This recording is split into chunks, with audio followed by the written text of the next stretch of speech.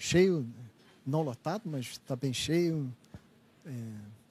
Eu vou contar um pouquinho da história desse evento e apresentar o palestrante. Prometo não falar muito.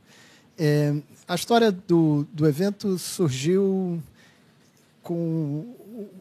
Eu estava assistindo, ouvindo um podcast e descobri as Christmas Lectures do The Royal Institution, que fica no Reino Unido.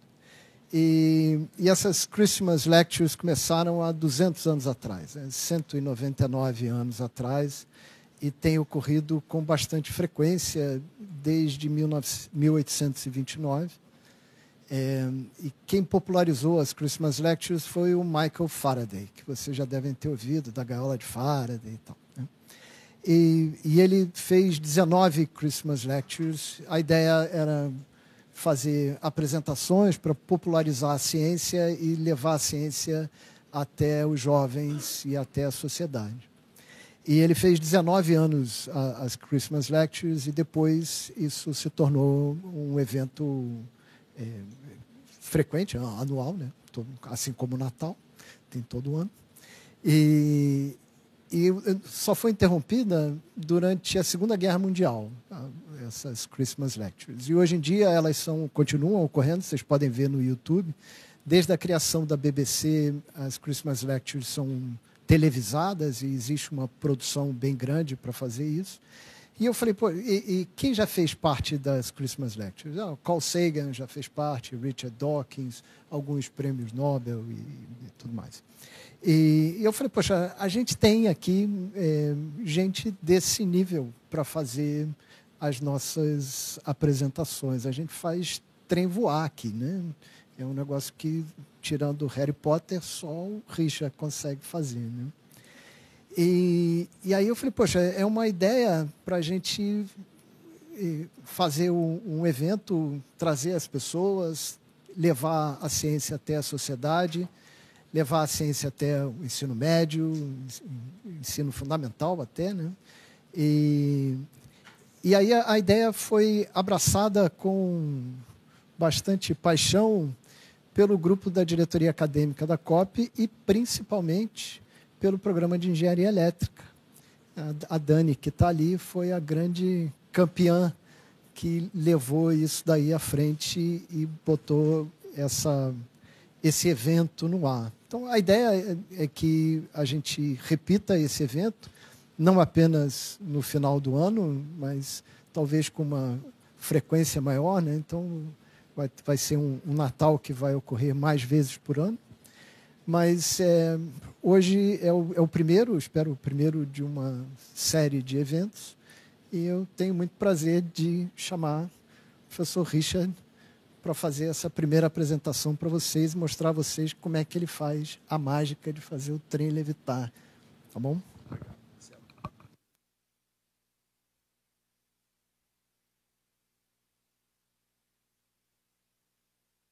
Obrigado, Marcelo. Realmente é uma honra iniciar essa série de palestras que vão ter o nome Por que Engenharia?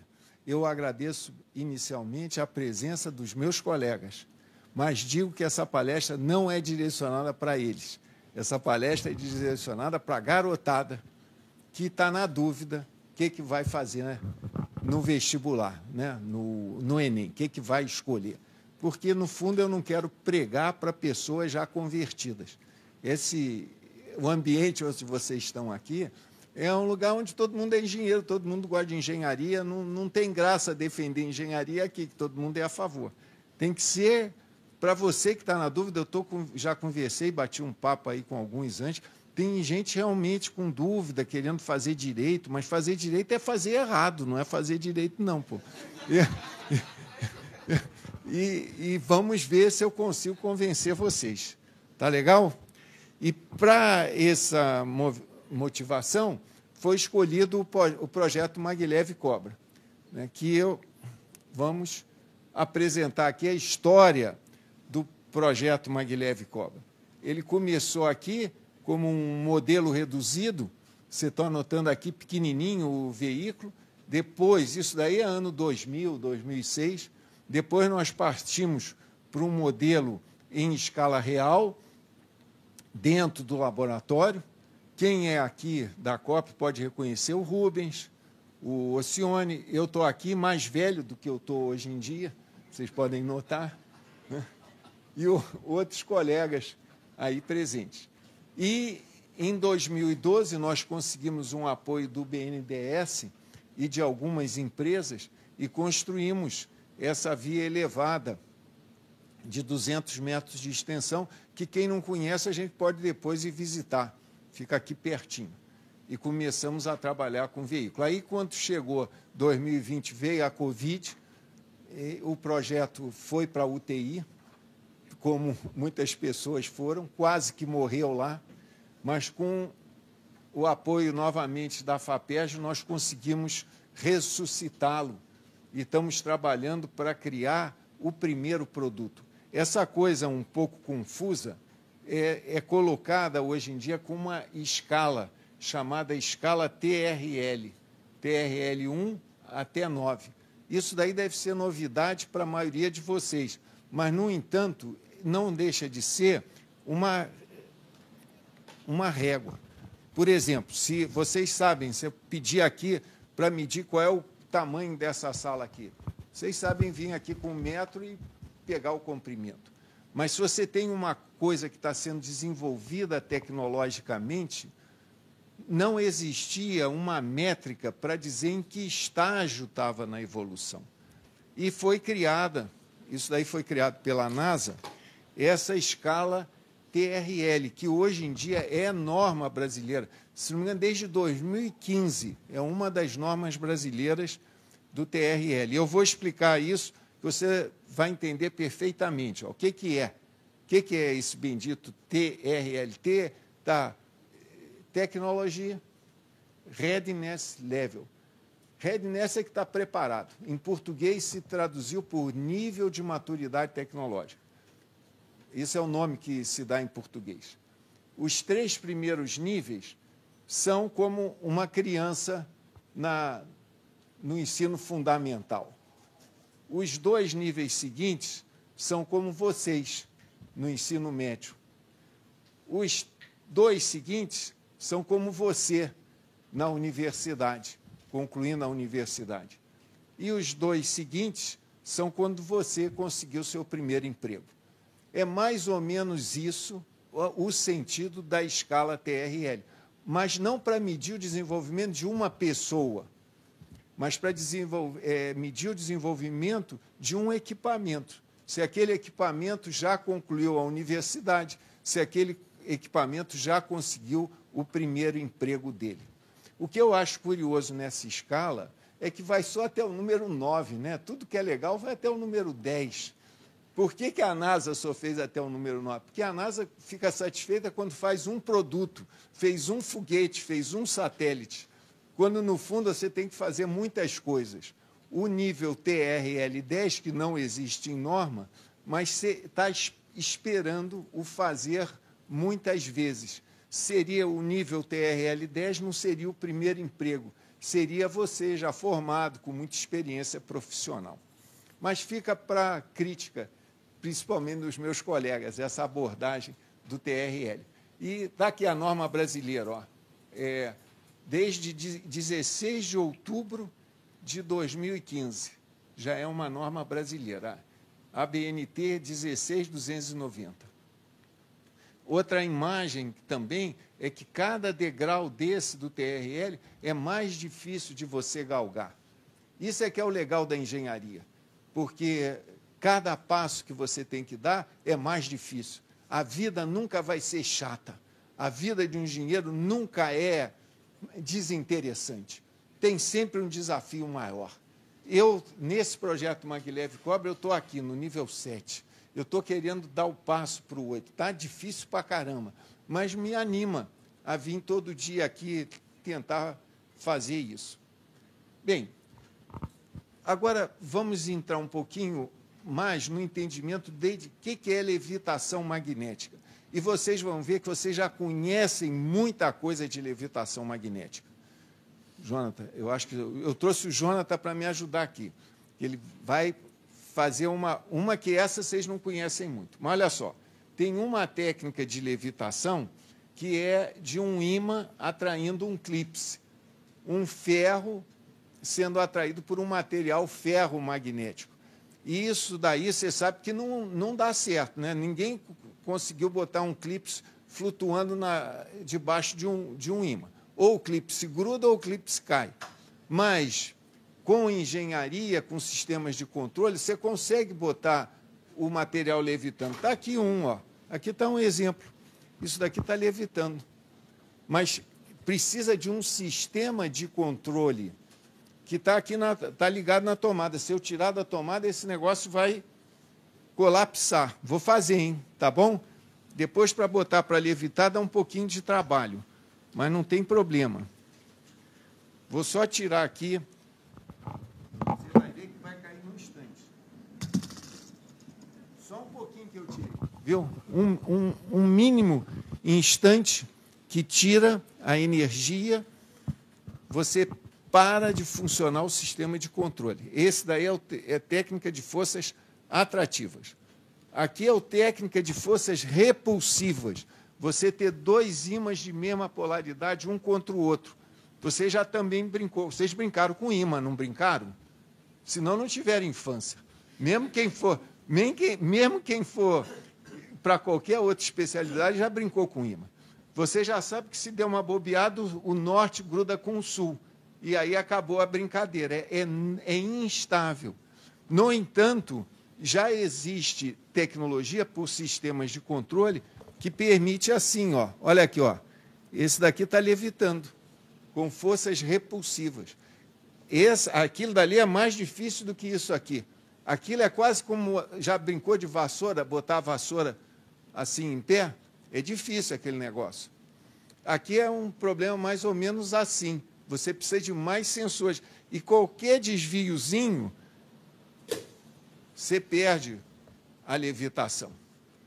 Mas, por volta de 1960, já existia tecnologia eletrônica de potência, controladores que permitiam realizar isso. Mas o mais interessante é essa técnica de levitação, que é chamada supercondutora, e que o Jonathan está me ajudando aqui a fazer, que só foi possível a partir de 1990, quase na virada do século. Nós temos um ímã, aqui na parte de baixo, e um supercondutor, ou ao contrário. No nosso caso aqui, nós estamos botando o supercondutor na parte de baixo e o ímã na parte de cima.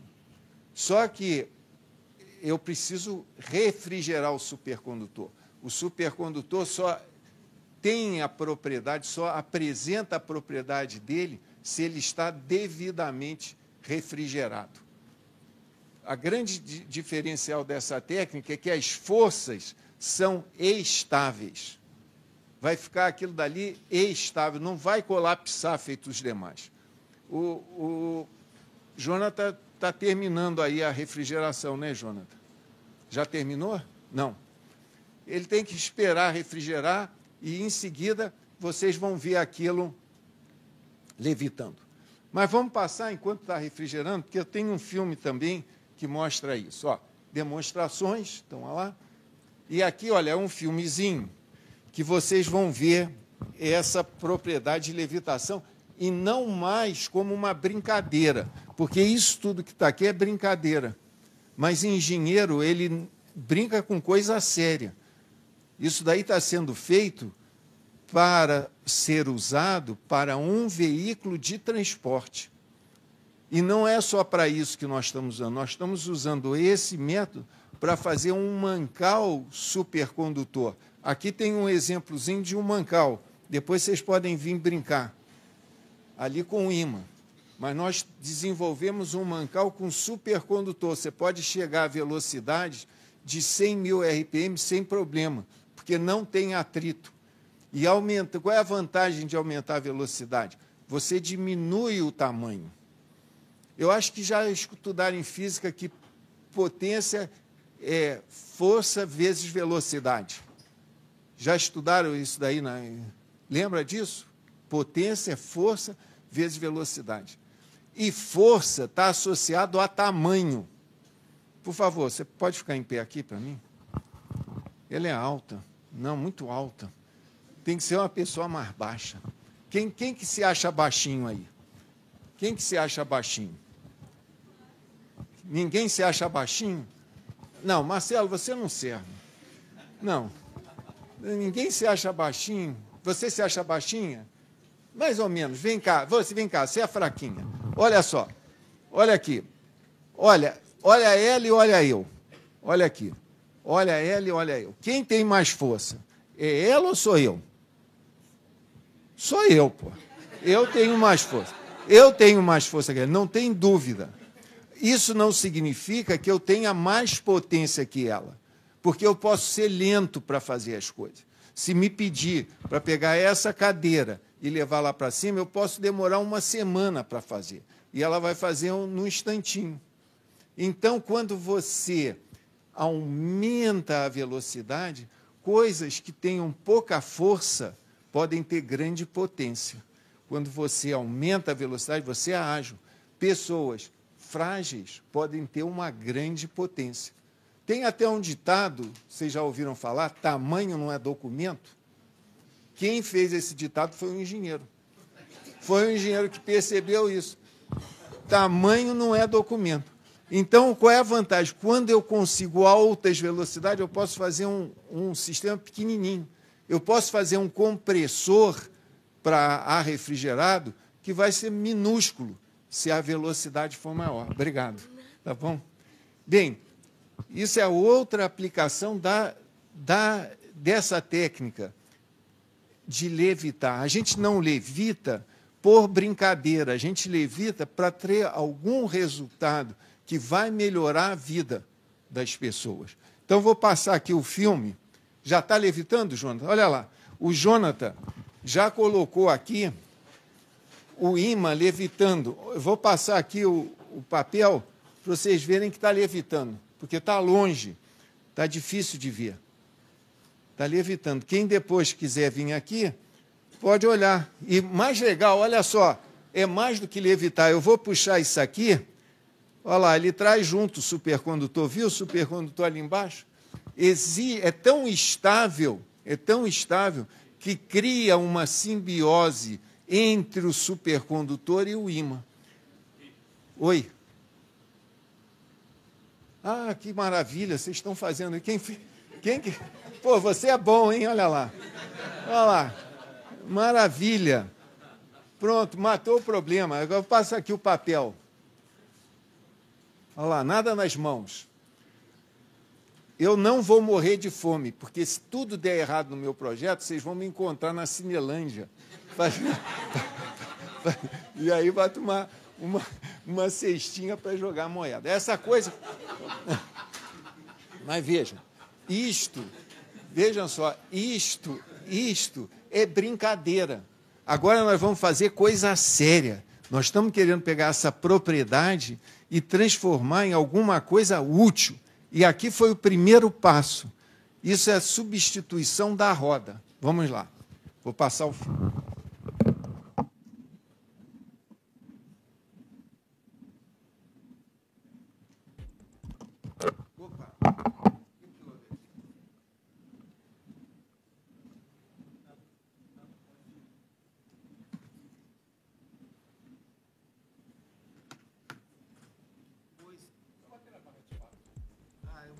Então, olha só. Vocês estão vendo aqui, dentro dessa caixinha, na parte de baixo dessa caixa, eu tenho o supercondutor. E aqui é uma linha de ímãs. Isso é uma linha de ímãs. Quando falta ímã, o supercondutor reclama. Opa, não continuo. Se você tenta tirar a caixa, o supercondutor reclama também, eu não quero sair. Se você tenta empurrar a caixa, ela também não desce, porque o supercondutor reclama. Ele só vai andar ao longo dos ímãs, porque todos os ímãs são iguais. Imagina que esse chão aqui fosse branquinho, branquinho, todo igual. Uma cor só, podia ser preto, vermelho, uma única cor. E eu ficasse olhando para baixo. Se eu andasse, só olhando para baixo, eu não sabia onde eu estava. Eu não tinha noção de onde eu estava. O próprio mouse que nós usamos no computador, ele reconhece as variações. Se você puser uma superfície toda igual, o mouse não vai funcionar, porque ele precisa das diferenças para aparecer. O que aconteceu aqui é que o supercondutor, que está dentro dessa caixa, e a vantagem dessa caixa em relação ao experimento que o Jonathan está fazendo, é que essa caixa é uma garrafa térmica. Eu deixo o nitrogênio lá o dia todo. Só vou carregar no dia seguinte. Eu não preciso estar abastecendo toda hora, feito o Jonathan está fazendo, e evaporando. Essa ali está evaporando. Essa fumaça que está saindo não está poluindo, é nitrogênio. 80% do ar que nós respiramos é nitrogênio. Mas eu desperdiço muito nitrogênio. A temperatura do nitrogênio é menos 197 graus. Aqui nós estamos a 20, 25, você já viu uma baita diferença de temperatura. Mas quando bota na garrafa térmica, ele fica. Essa garrafa térmica é tão legal que ela ganha um nome diferente, criostato. Se você falasse, eu estou usando garrafa térmica, ninguém ia acreditar no projeto, né? Agora, se eu falar, eu estou usando um criostato, opa, isso daí é um outro truque que, às vezes, os engenheiros fazem, né? Arrumar nome. Bem, depois da apresentação, a gente pode fazer mais levitando, né? Vamos seguir. Vamos seguir na apresentação. Olha lá, aqui é uma figurinha, esse desenho aqui, eu tirei da internet. Se você entrar na internet, tem 1001 exemplos, brinquedinhos desses, muitos brinquedos. Mas é tudo brinquedo. Nós aqui, é o tal do criostato, estamos fazendo alguma coisa séria. Em cima dessa caixinha, eu consigo suportar 200 quilos. E é a partir daí que nós vamos fazer o nosso veículo.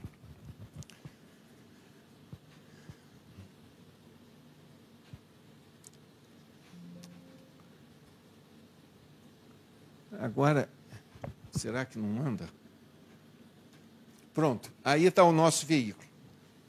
É um resumo gráfico dele. Aqui está os ímãs, aquele mesmo trilho que apareceu no vídeo, a gente colocou na pista. Agora, como não tem mais roda encostando no chão, você precisa de alguma coisa que faça o veículo se mexer. E isso é feito com o que os eletricistas chamam um motor linear. O que é um motor linear? É um motor rotativo que, em vez de fazer rotação, faz movimento linear. É muito fácil entender o motor linear. Imagina um motor rotativo que você vai aumentando o raio dele, até que o raio dele chegue a infinito. Quando ele rodar, parece que ele está se deslocando. Mas você não pode ter duas coisas infinitas. Você amputa uma parte. O motor linear, aqui, essa parte dele eu não amputei. Isso é uma parte do motor linear. Ao longo da via toda. A parte do motor linear que eu amputei está debaixo do veículo. Essa é a história do motor linear. Que é preciso, senão o veículo não ia andar. Todos os veículos de levitação magnética precisam de um motor linear. E ali, no lugar das rodas, está aquele criostato que já é conhecido. Só que eu não tenho um. Né? Nós usamos 24 criostatos. 24. Aí dá para suportar um peso razoável, dá para carregar pessoas. A nossa linha de teste tem 200 metros de comprimento, e o que nós fizemos foi substituir a roda por essa roda quadrada. É basicamente isso. E aqui está um filme para mostrar que ele anda.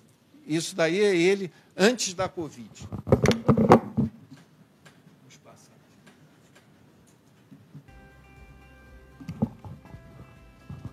Ele andando na via de 200 metros.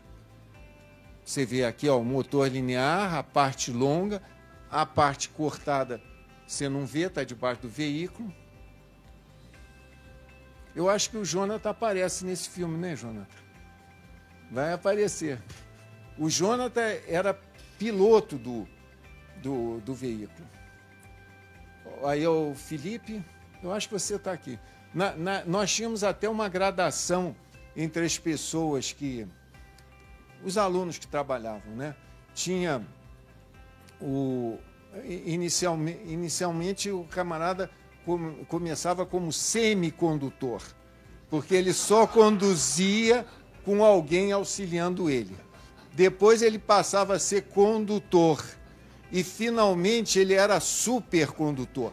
O Jonathan foi supercondutor do veículo Maglev Cobra. E eu era isolante, eu não podia conduzir, porque eu já fiz muita besteira conduzindo.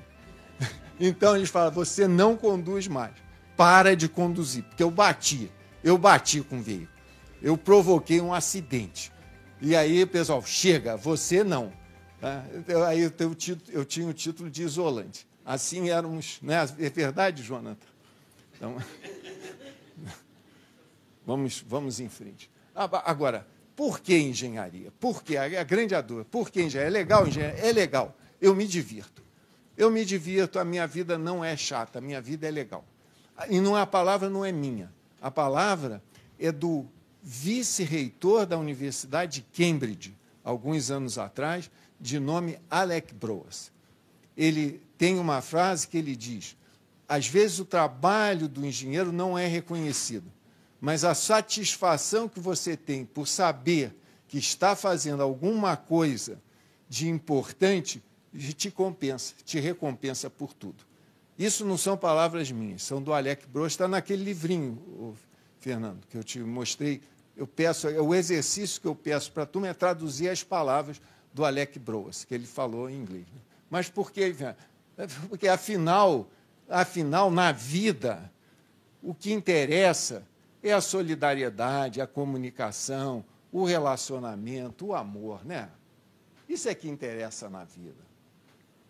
E engenharia é número, é cálculo, é computador, é instrumento, muito equipamento e pouca gente.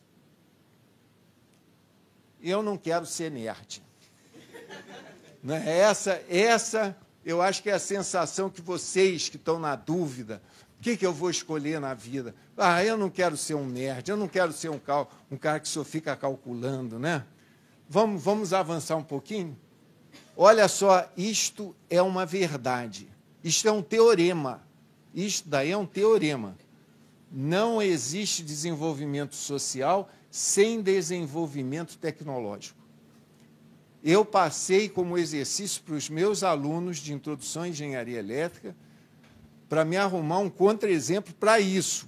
Me arrumem um país onde tem desenvolvimento social e não tem desenvolvimento tecnológico. Vamos avançar um pouquinho? Olha, tem esse livro muito famoso do Toynbee, A Humanidade em a Mãe Terra, é de 1976. Vocês já ouviram falar no Harari? Harari, que tem o livro Sapiens. Já devem ter ouvido, é um israelita famoso aí, tá bombando aí. Esse livro Sapiens dele está vendendo para chuchu. Olha, o livro do Toynbee, eu li os dois. Eu li o Harari e li o Toynbee. O Toynbee é muito, muito melhor do que o Harari. Mas na época do Toynbee, 76, não tinha a possibilidade da propaganda. Olha o que o Toynbee falou. O homem só evoluiu da condição de nômade, catador de alimentos, para a cultura suméria e egípcia, graças ao desenvolvimento tecnológico. Foi graças ao deles começarem a saber como irrigar, como colher, como tratar de galinha ou de sei lá o que tinha na época, que foi possível sair da condição de catador de alimento. O Harari fala do caso. Você sabe como é que os nossos ancestrais viviam? Acordava de manhã, meu amigo, eu vou à luta, vou ver se acho uma banana, vou ver se acho um leãozinho, um filhote de leão para eu matar, vou ver se eu pego um peixe para comer. Era catador de alimento e andava pelo planeta Terra, quando acabava a comida de um lugar ia para o outro. Só teve essa evolução graças ao desenvolvimento tecnológico, o que permite a gente dizer não existe desenvolvimento social sem engenharia, porque desenvolvimento tecnológico é engenharia. Então, veja, se você tem alguma vontade de fazer uma mudança social, você tem que ser engenheiro. Você não tem que ser advogado. Você não tem que ser psicólogo. Você não tem que ser nada disso. Você tem que ser engenheiro. Porque é engenheiro que faz essa transformação. Tem algum contra-exemplo? Os meus alunos chegaram ao absurdo, me deram um contra-exemplo. Sabe qual é o contra-exemplo dele? O Vaticano. No Vaticano tem desenvolvimento social e não tem desenvolvimento tecnológico. Mas, escuta, o Vaticano é país, gente. Ele tem o status de país, mas não é país, pô, é brincadeira. Né? Isso não serviu, eu rejeitei isso. Eu quero realmente um país. Teve outro que botou Luxemburgo, Mônaco, Singapura. Não é país. Não é país. Mônaco, por exemplo, vive de bancos ali que recebem dinheiro de tudo que é lado e não pagam imposto. Não existe. Se vocês me encontrarem um exemplo de um país com desenvolvimento social, sem tecnologia, me avisa. Você pega a Noruega, você pega a Suécia, você pega a Alemanha, você pega a China. Eles têm desenvolvimento tecnológico. Então, agora, no Brasil, o que está acontecendo é falta de engenheiro. É surpreendente. Hoje em dia tem mais vaga do que candidato para engenharia. Falta engenheiro. E, por outro lado, sobra advogado. Sobra.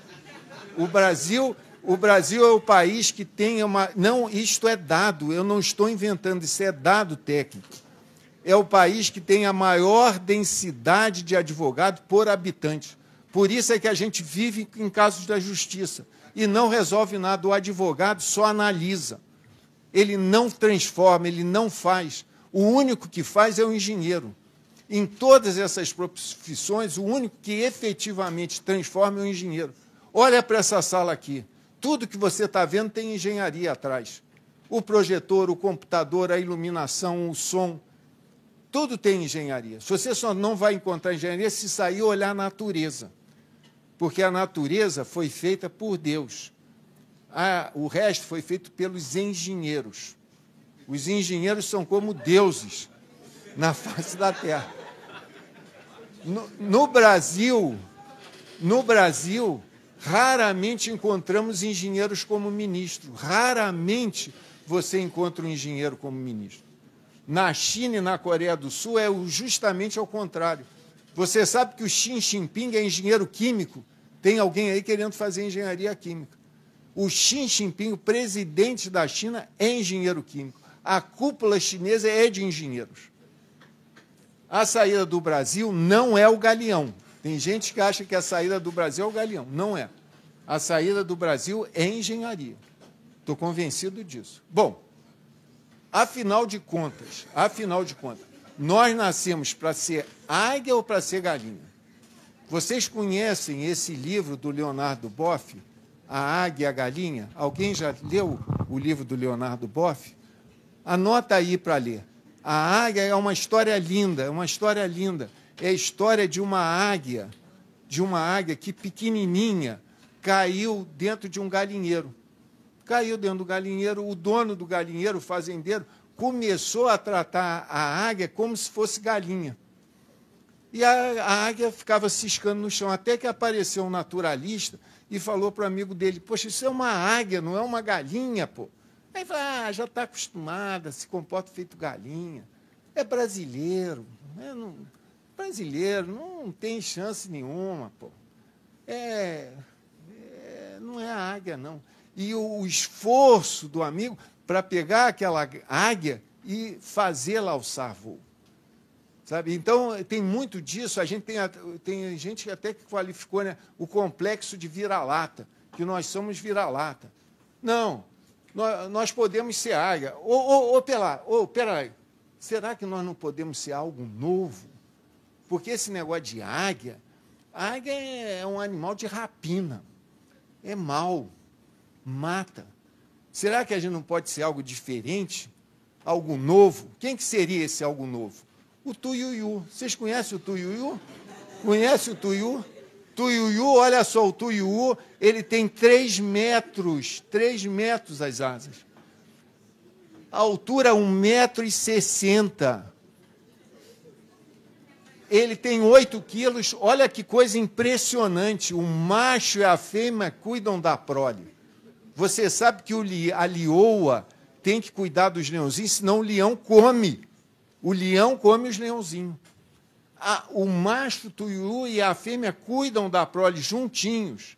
Eles vão centenas de quilômetros e eles estão espalhados pelo Brasil, principalmente aqui no Pantanal. Será que nós não podemos ser tuiuius da vida?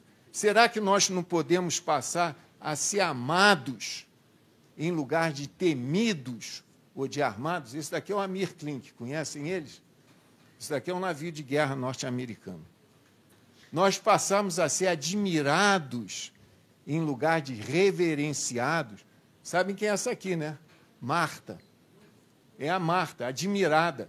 Isso daqui é o rei do Japão. Aqui está o Barack Obama, que já fez a reverência. Será que nós não podemos ser isso? Será que nós não podemos ser felizes? Esse é o Grande Otelo, conhecem, né? Em lugar de poderosos. Será que não tem essa possibilidade? Será que o Brasil não pode ser um exemplo diferente no mundo? E nós somos diferentes. Eu estou olhando para vocês aqui, cada um é de um jeito. Tem um branco, tem um preto, tem um cara de chinês, tem um cara de indiano. Se eu estivesse falando na China, eu ia saber exatamente quem era chinês e quem não era chinês. Se eu estivesse falando na Alemanha, eu também ia saber. Se eu estivesse falando na África, eu ia saber direitinho quem era africano e quem não era africano. No Brasil, não, a gente não sabe.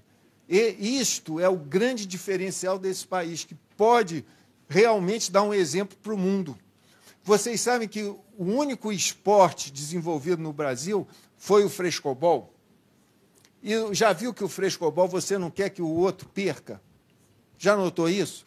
Todos os outros esportes, a maioria deles são ingleses. O futebol, né?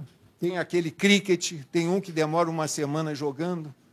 Sabe, pôquer também. Sabe por que tem tanto esporte com origem na Inglaterra? Vocês já refletiram sobre isso? Porque o inglês não tinha nada para fazer, cara. Eles dominavam o mundo, tinham que arrumar esporte para passar o tempo. O Brasil tem condição de ser esse país diferente. Isso é que nós temos que descobrir. Esse é um problema. Esse é um problema que a inteligência artificial não resolve. Porque este é um desafio novo. Não vai. Pode perguntar a uma inteligência artificial, não vai saber te responder. Bom, eu não quero pressionar vocês. A decisão é sua. Você pode ir para a direita, está tudo com cara de chuva. Ou você pode vir para a direita, à esquerda, onde o sol está brilhando. Ó, eu agradeço a atenção de vocês. Termino com essa imagem. Isso são fotografias que eu mesmo tirei. Olha que beleza essas fotografias, não a qualidade, mas a natureza, porque nelas todas você tem o verde, o amarelo, o azul e o branco, em todas elas. O verde, o amarelo, o azul e o branco. Essa daqui em especial porque mostra a Serra dos Órgãos e o Dedo de Deus, que é uma montanha também impressionante. Esse é o que está aí, gente. Vocês são jovens, estão num momento de escolher, tem que tomar uma decisão na vida. O curso de engenharia tem que estudar, sabe? Não é moleza. Mas para que moleza? Para quê? Por que moleza? Quem disse que moleza é legal? Quem diz que moleza é legal? Vou trabalhar agora que você está jovem, que tem em casa alguém que faz café da manhã para vocês, que se cuida, que você tem que estudar, porque depois que tiver filho para cuidar, não sei, aí vai ser um perrengue. Pô. Né? Bom, aí até essa daqui não é minha, nem essa. Essa eu peguei, mas essa é bonitona, né? Olha aqui, verde, amarelo, azul e branco. Bom, pessoal, ficaria muito contente se tivesse perguntas, dúvidas. Tá legal? E obrigado pela atenção de todos.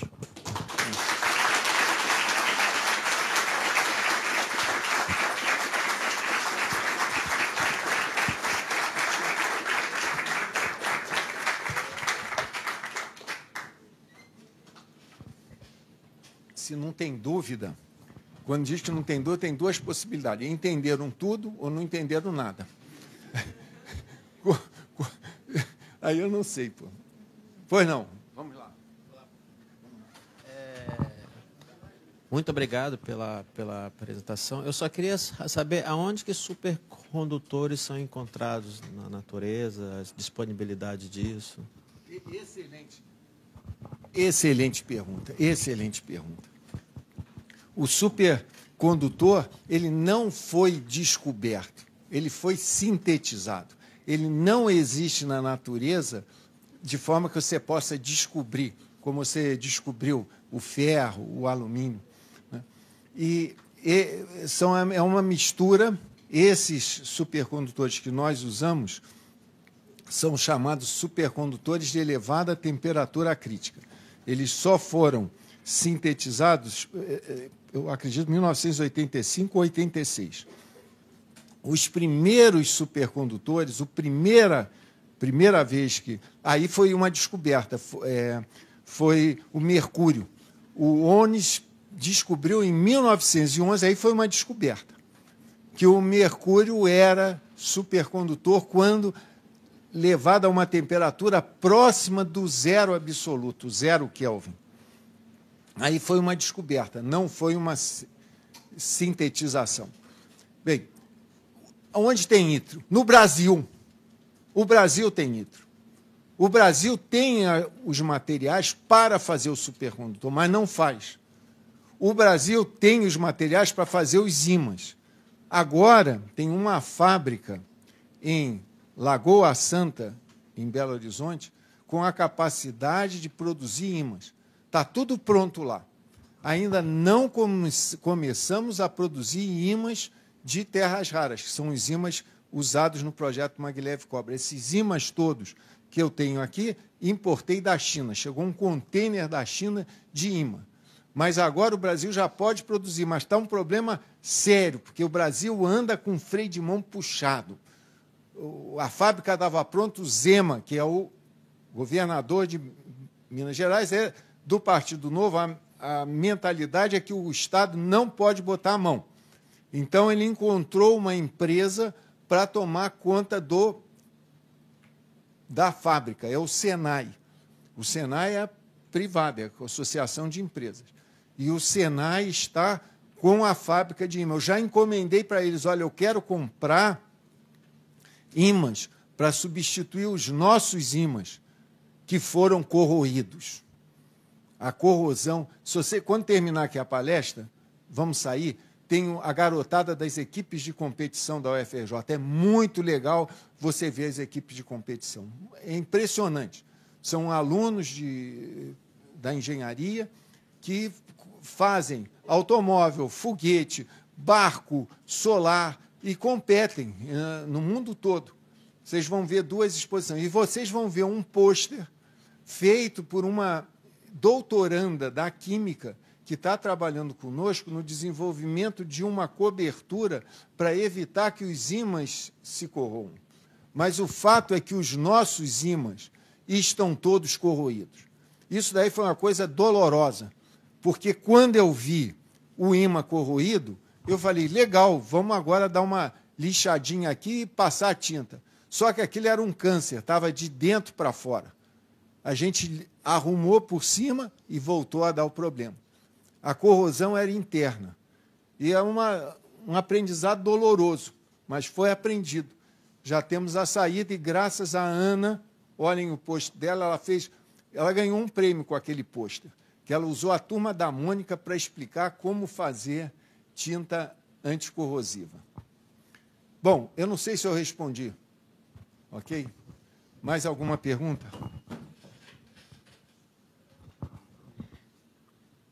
Parabéns novamente pela apresentação. Confesso que eu também sou da área de ferrovia, né? Mas para mim o Maglev é uma tecnologia assim, tipo, enfim, maravilhosa, nova. Eu tinha realmente muita curiosidade de ver o senhor mesmo dando essa palestra e eu agradeço novamente. A minha curiosidade está mais relacionada ao tempo de vida útil desses ímãs. Olha, nós não tínhamos muita preocupação com isso, porque o nome dele já é imã permanente, né? E nós tínhamos dentro do laboratório, desde o ano 2000, ímãs. Estavam bem, tranquilo. Até agora, os ímãs estavam dentro do laboratório, não tinha problema nenhum. Quando nós levamos esses ímãs para fora do laboratório, isso daí foi em 2013. Passado 10 anos, 2023, tinha tido a corrosão. Mas o nosso contato com o pessoal da Química é que agora, usando a devida cobertura de proteção, eles vão durar muitos e muitos anos. Agora, tem uma boa notícia, porque você sabe que as crises, elas são também oportunidade. Olha a boa notícia. Os ímãs corroídos eu estou mandando para a Universidade Federal de Santa Catarina. Tem um colega da Universidade Federal de Santa Catarina que ele trabalha com materiais. Ele pega o ímã, torna tudo de novo pó, separa o neodímio, o ferro, separa os materiais para fazer novamente o ímã. Então, isso é uma outra área da engenharia nova, que muito bonita, chamada análise de ciclo de vida. O objeto é você saber o material, aquilo que você produziu, como é a vida dele até a morte, como é que ele vai se reintegrar na natureza. Eu, quando me formei como engenheiro, a natureza era um manancial eterno, não tinha problema nenhum.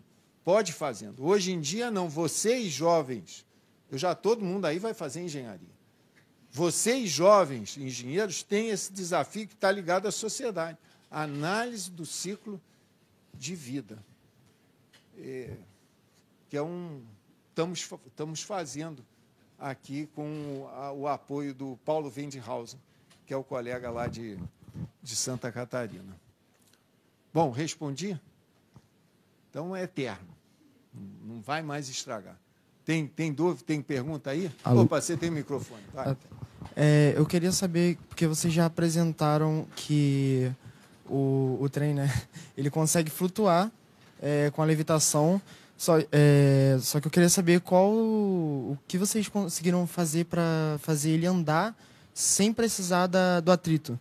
Porque até então vocês apresentaram que ele consegue levitar, só que ele não se move, entendeu? Aí como que faz para essa movimentação? Tá. A pergunta é interessante. É um motor linear que fica no meio do sistema. Olha aqui, ó. Tá aqui. Olha aqui. Ó, aqui, isso daqui é o motor linear. O que é um motor linear? É um motor rotativo, só que com um raio muito grande, aí, em vez de rodar, ele está andando em linha reta. É um motor elétrico, é exatamente um motor elétrico. Tá? Não sei se você não pegou, mas como você aumentar o raio infinito, não dá, porque fica duas coisas enormes. Então, você tem que amputar uma. Essa parte que você está vendo, eu não cortei, porque 200 metros para o engenheiro é infinito. Tá? Quando eu olho aquele trilho, aquilo é infinito. A parte que eu cortei está embaixo. Um motor linear, para você entender melhor o motor linear é um para-atleta. O para-atleta ele tem um membro amputado, mas ele é bom para caramba. Se eu fosse disputar uma corrida de natação com o Daniel, né? Eu não esqueci o nome do campeão, eu ia perder direto. Apesar de eu ter 2 braços, 2 pernas, e ele não, pô. O motor linear é um para-atleta. Ele é bom pra caramba, apesar de uma parte dele ter sido amputada. E assim é que eu ando. Podia botar uma turbina atrás para ele sair, mas era tudo mais complicado. A solução elétrica é a mais elegante. Todos os maglevs no mundo, e olha, gente, já tem comercialmente operando 6 maglevs na Ásia, 4 na China, 1 na Coreia do Sul e 1 no Japão. Só que eles usam a técnica de levitação de forças atrativas, aquela que você precisa de um sistema de realimentação e tal. Aí eu posso dar uma outra palestra mostrando que a nossa técnica é muito melhor do que a técnica deles. Mas o problema é que a técnica deles começou em 1970, o desenvolvimento, que já tinha os materiais. E a nossa só foi possível a partir da virada do século XX para o século XXI. Ok? Eu estou achando que o Marcelo está querendo acabar? Bom. Tem? Pois não.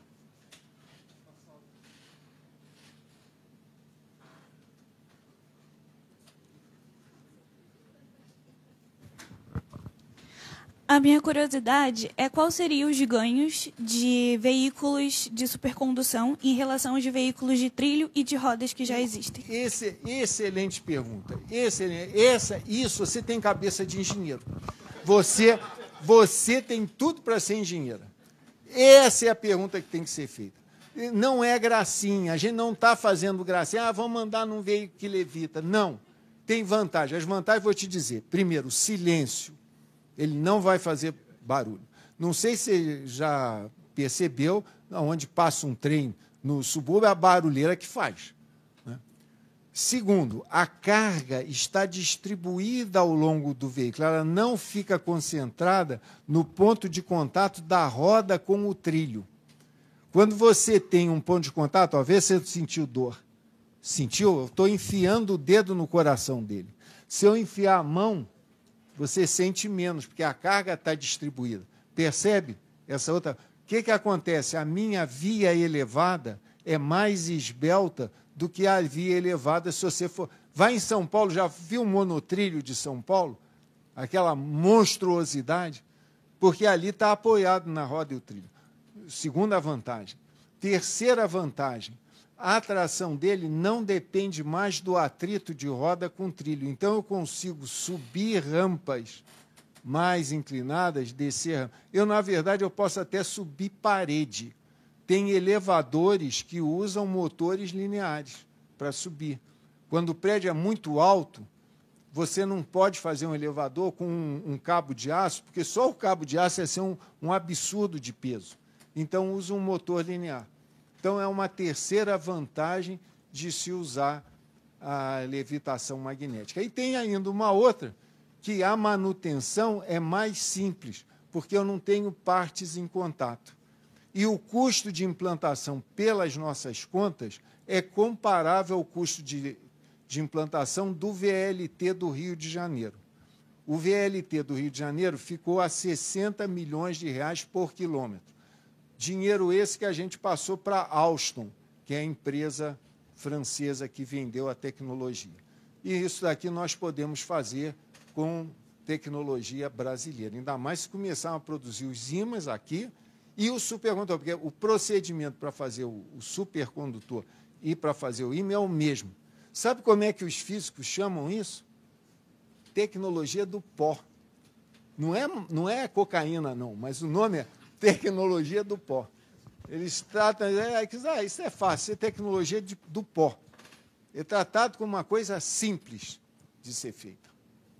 Tem tudo, tem tudo. E esse projeto, eu não estou envolvido nesse projeto para fazer um veículo de levitação. Eu estou envolvido nesse projeto porque ele pode alavancar muita coisa. O problema de proteção contra a ferrugem, o problema de produção de ímã, que tem 1001 aplicações, de supercondutores, que tem várias aplicações, de veículos leves, a Embraer, a Marco Polo, podem se envolver nesse projeto. Então,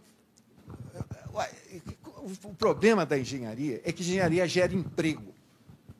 Se você compra as coisas, você gera meia dúzia de emprego, que é o cara que vai botar a etiqueta e vai vender.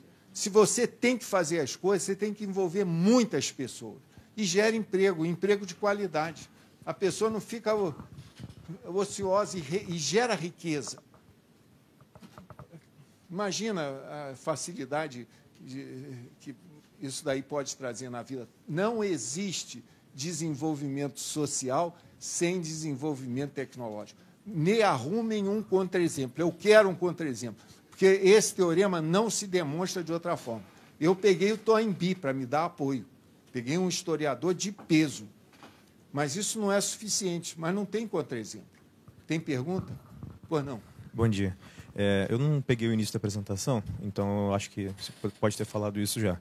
Mas eu queria saber sobre a propriedade dessa iniciativa. Se ela é uma propriedade privada hoje em dia, se os incentivos dela já hoje não são mais só da FRJ. Eu pergunto isso porque, normalmente, as iniciativas públicas, né, elas andam um pouco mais devagar, né, elas encontram alguns obstáculos a mais do que uma iniciativa privada. Né? Interessante a pergunta. Olha, toda a propriedade intelectual pertence ao UFRJ. Eu sou funcionário da UFRJ. É uma coisa que a gente tem que aprender. Se você trabalha numa empresa e você descobre ou faz alguma coisa, o dono daquilo é a empresa que te pagou o salário. Eu, para deixar isso daqui de uma forma bem clara, eu pergunto para os meus alunos, quem é o dono do vestido da noiva? É a noiva? É a costureira da noiva? Ou é o pai da noiva que pagou o vestido?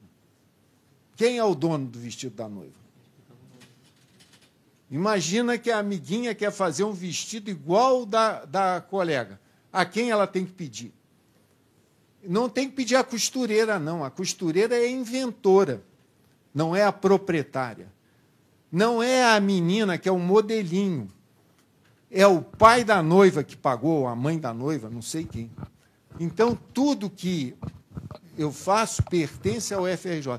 Mas você tem toda a razão, a UFRJ é emperrada para negociar. Então, eu tenho um memorando de entendimentos com a UFRJ que me permite eu abrir uma empresa. A empresa chama Maglev Company Brasil. Brasil com Z, que me falaram que com S não dava certo. Então, Maglev Company Brasil, MCB. A MCB tem um acordo com a UFRJ que eu posso negociar a venda. Evidentemente, no momento que for vendida, a UFRJ recebe o royalty. Então, para agilizar, para não assustar o sujeito, vai ter que comprar da UFRJ? Não, você vai comprar da MCB. Não, de várias fontes. Vou te dizer, a UFRJ pagou meu salário esse tempo todo, e de vários colegas meus. Né? O BNDES deu um apoio no projeto Funtech. A FAPERJ é a grande contribuidora, é a FAPERJ. Mas eu tive apoio, pequeno apoio, CNPq, CAPES e de empresas. Participaram a Valorec, a OAS, que sofreu aí com esse negócio da Lava Jato, a Valorec, a White Martins. Então, teve empresas também que colaboraram. Isso daí, isso é outra coisa legal da engenharia, que você tem que se virar para compor as coisas. Tá? E tem lugar para todo mundo. Tem lugar para o cara que vai compor, tem lugar para o cara que vai fazer a propaganda, tem um lugar para o que vai fazer o desenvolvimento técnico. Aqui.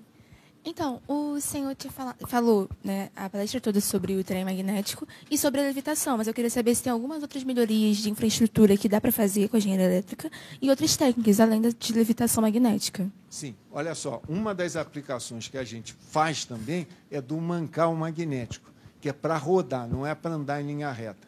É para o motor rodar sem precisar do mancalzinho. Vocês não é de escola técnica, o pessoal de escola técnica, sabe, já viu o carrinho de rolimã, que tem umas esferinhas, não precisa mais daquilo. O rotor fica flutuando por forças magnéticas. Eu tenho um brinquedinho ali, aquilo é brinquedo, mas nós estamos fazendo coisa séria. Então, é uma outra aplicação da levitação. E o subproduto imã usa em muitas aplicações, automóveis, motores. Você tem utilização de imã. Supercondutor também para transmissão de energia elétrica.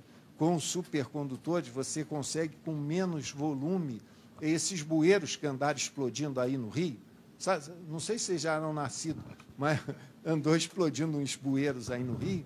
Se aqueles condutores fossem supercondutores, na mesma galeria, você conseguiria passar a mesma coisa. É como a fibra ótica.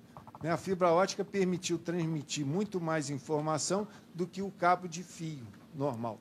O supercondutor também, mas aí é para transporte de energia. Mas então, tem mais outros projetos atualmente que tentam melhorar a infraestrutura do país, porque esse do trem magnético vai ajudar no transporte. Tem algumas outras com a engenharia elétrica?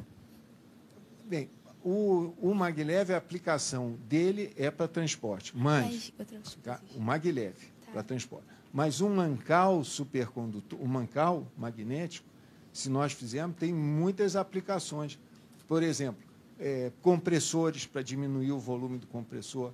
Ou se você tem máquinas de elevada potência, é uma vantagem ter um mancal magnético, porque a manutenção é mais simples. Imagina você ter que trocar o rolamento de uma máquina de megawatt. É muito mais complicado você alterar um sistema de controle. Tá? Tem mais uma aqui, Richard. Então, vamos. Parabéns, professor, pela palestra, foi sensacional. Acho que todo mundo aqui concorda das vantagens, né, de se ter o trem mediante a levitação. Minha pergunta é justamente isso, né? A gente viu as vantagens, mas eu gostaria de saber os desafios do ponto de vista de aplicação do maglev, né? Do ponto de vista de controle. Tá. Veja, o de controle não é problema.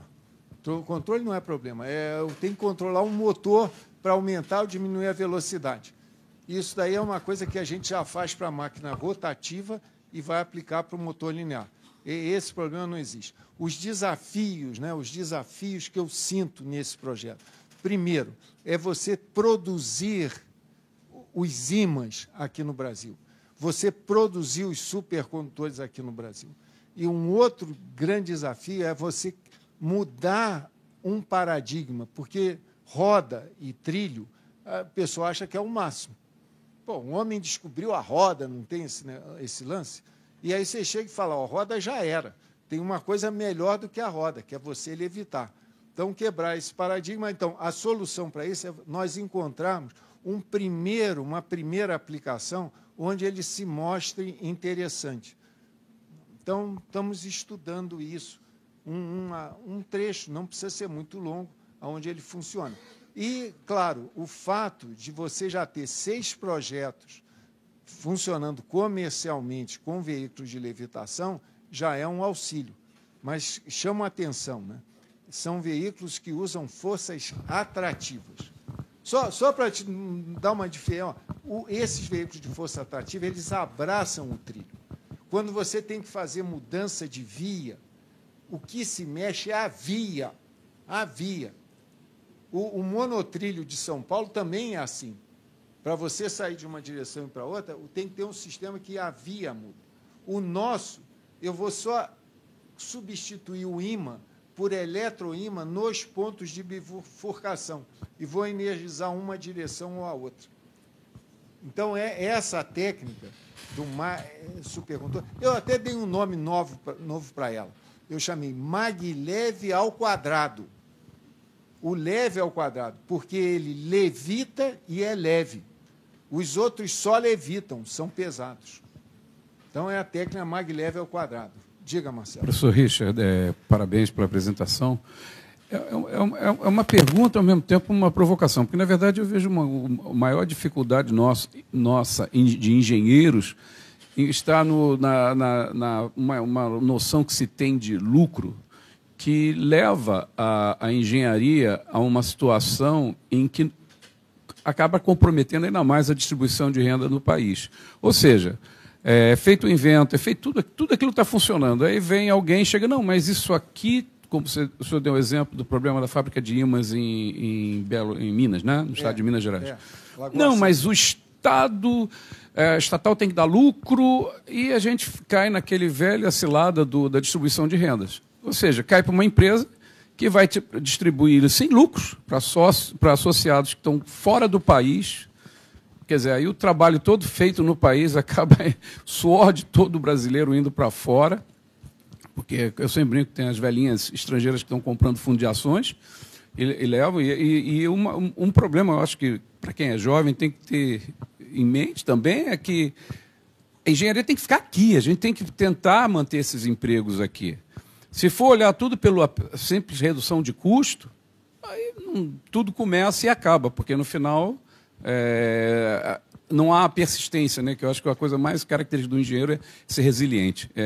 Nada, como o senhor colocou, nada é fácil, né, professor? Então, como é que o senhor vê essa parte? Essa parte, para mim, até hoje é o mais difícil, porque tudo é feito, tudo colocado, está tudo bonitinho, e no final chega alguém, mas tem que dar lucro. O Brasil precisa passar por uma revolução cultural, realmente. Nós acreditamos que isso não é... Eu estou agora falando mais sério ainda. Claro que não é só engenharia. A gente vai precisar da participação de todo, participação do jornalista, a participação do economista, a participação do advogado, na direção de fazer essa construção. Tem que ter essa vontade. Mas o que salta aos olhos no Brasil é que a engenharia está decaindo. A participação no PIB brasileiro do lado industrial está aos mesmos níveis da época que eu nasci, 1953. Mesmo nível, 10%. Já passou, teve época de ser 20%. Escuta, o Jonathan disse que está acabando o nitrogênio. Tem mais uma pergunta. Se vocês quiserem ver... Tá, tem mais uma pergunta aqui. Não era o caso de pegar mais nitrogênio? Então vamos lá. Pois não. Jonathan, pega lá. Oi, professor, pois não. Pode ser uma pergunta até boba, né? Mas, não assim, tem pergunta boba. Tem pergunta se fosse para usar esses ímãs supercondutores assim para um trem, né? Não tem um desafio para você manter esse estado de supercondutor no... Eu estou te entendendo, mas veja, essa garrafa térmica, que eu chamo de criostato, ela mantém o nitrogênio líquido durante 20 horas. 20 horas. Eu só vou precisar abastecer depois de 20 horas. É que nem ar que você bota no pneu de um caminhão. Se você é um bom motorista de caminhão, no final do dia, você vai calibrar o pneu para ver se está com a pressão legal. Nós vamos, no final do dia, abastecer o nosso pneu quadrado com nitrogênio, uma vez por dia. Então teria que ficar repondo. Uma vez por dia. E mais, nós podemos fazer um ciclo fechado, pegar o nitrogênio que evaporou, comprimir e transformá-lo novamente em líquido. Não está se mostrando muito interessante fazer isso, mas já temos uma bombinha para tentar fazer o ciclo fechado, que nem é numa geladeira, é assim, né? Tem um gás ali, evapora, comprime, volta a refrigerar. Entendi. Pois não. De que tamanho é mais ou menos o tamanho de cada criostato? Assim? 30 centímetros. Se vocês quiserem ver, eu posso ir com vocês lá mostrar. O veículo não está levitando no momento, porque a pessoa que me dá apoio para isso hoje está com um problema, mas nós podemos ir lá ver. Podemos ir lá junto ver. Mas, vamos combinar o seguinte, que horas são? 11h20, olha só. Vamos combinar o seguinte, é importante dar uma olhadinha no pessoal das equipes de competição, aqui. Olhar o pôster também da Química. Aí vocês ficam um pouco lá, daqui a 15 minutos ou 20 minutos a gente dá um pulinho ali na linha do Maglev.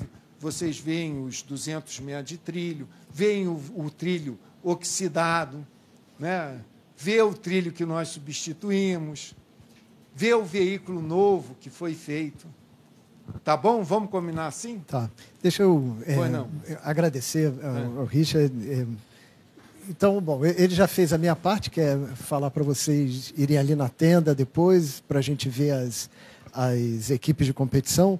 O que eu queria chamar a atenção assim, do link, da ligação que existe entre o Maglev, a engenharia, o ciclo de palestras de Por que Engenharia, o convite que eu fiz a vocês e as equipes de competição, é que tem toda uma parte por trás disso daí, né, de fazer o trem levitar, que é uma parte de engenharia que é sair do TRL 0, né, da ideia, pensar na ideia, pensar no fazer o projeto, desenvolver o protótipo, e até chegar até o trem que está em escala real, embora o trilho seja curto, né, sejam só apenas 200 metros, porque é uma prova de conceito em escala real, que já é TRL 6, 7. Mas existe todo um trabalho de engenharia que foi feito desde o conceito da ideia até o desenvolvimento. E a mesma coisa acontece com as equipes de competição, quer dizer, tem a ideia de fazer o carro, tem o projeto do carro, como é que vai ser o carro, até a construção e até chegar ao protótipo que vai competir, assim, o carro, o barco e etc. E para vocês verem que isso é feito aqui, né? Quer dizer, que a UFRJ faz isso, a Universidade Brasileira é capaz de fazer isso, de formar gente que faz isso. Eu acho que isso é o mais importante, né? Esse sentimento de que a gente não precisa ter o complexo de vira-lata, não precisa olhar e falar assim, o MIT faz isso, o Stanford faz isso, a Universidade de Tsinghua, na China, faz isso. Então, a UFRJ faz também. A gente tem mais dificuldade, como alguém perguntou aí dos desafios e tal, a gente tem mais dificuldade de conseguir dinheiro, né? O Richard teve uma época aí que já estava quase jogando a toalha, porque a dificuldade de conseguir o dinheiro é grande. Mas, tendo dinheiro, a gente faz até trem voar, né? Então, eu queria agradecer a vocês, em nome da COP, que é o Instituto Alberto Luiz Coimbra de Pós-Graduação e Pesquisa de Engenharia, né? E espero vê-los aqui, espero ver os alunos da Poli e da graduação, espero ver na COP fazendo mestrado, doutorado, e os alunos do ensino médio, ensino fundamental, não sei se tem aqui, mas ensino médio eu estou vendo vários, eu espero ver na Poli como meus alunos cursando engenharia e querendo fazer outras coisas, levitarem em outros projetos grandiosos de engenharia.